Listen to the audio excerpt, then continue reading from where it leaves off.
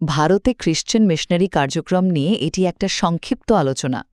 এর মূলে আছে ইনকালচুরেশন নামে একটা বিশেষ কৌশল, যেখানে হিন্দু সংস্কৃতি আর আচারের আড়ালে খ্রিস্টধর্ম প্রচার করা হচ্ছে। আর এটাই এখন দেশজুড়ে একটা বড় বিতর্কের কারণ। তো প্রথমত, এই ইনকালচুরেশন জিনিসটা আসলে কি? সোজা কথায় এর মূল ধারণা হল খ্রিস্টীয় বিশ্বাসকে স্থানীয় হিন্দু ঐতিহ্যের সাথে এমনভাবে মিশিয়ে দেওয়া যাতে এটাকে আর বিদেশি ধর্ম বলে মনে না হয়। যেমন ধরুন, কোনো পাদ্রী হয়তো গেরুয়া পোশাক পরছেন বা গির্জায় যিশু বা মেরির মূর্তির সামনে পঞ্চপ্রদীপ দিয়ে আরতি করছেন। আর এটা কিন্তু নতুন কিছু নয়।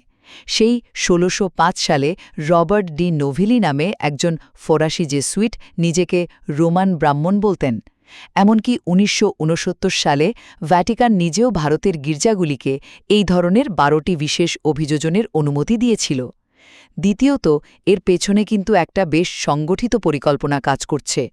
ইয়াশুয়া প্রজেক্ট নামে একটা আমেরিকান ডেটাবেজ আছে, যেটা ভারতের প্রায় ২০৪১টা জাতিগোষ্ঠীর তথ্য নিয়ে ধর্মান্তরের একটা ব্লুপ্রিন্ট তৈরি করে।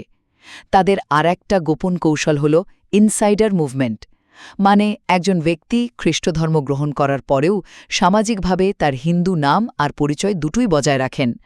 সবশেষে ভারত সরকারের কঠোর আইনি প্রতিক্রিয়া। দেখুন, এই সব কিছুর প্রতিক্রিয়ায় ভারত সরকার কিন্তু বেশ কড়া অবস্থান নিয়েছে। ২০২৫ সালে রাজস্থান আর উত্তরাখণ্ডে নতুন ধর্মান্তর বিরোধী আইন পাশ হয়েছে। সেখানে শুধু টাকার লোভ দেখানোই নয়, নরকের ভয় দেখানোকেও অপরাধ হিসেবে ধরা হয়েছে। আর শুধু তাই নয়, ২০২৪ সালে সরাসরি ধর্মান্তর কার্যক্রমে জড়িত থাকার অভিযোগে প্রায় ২৭০১টা এনজিওর এফসিআরএ লাইসেন্স বাতিল করা হয়েছে।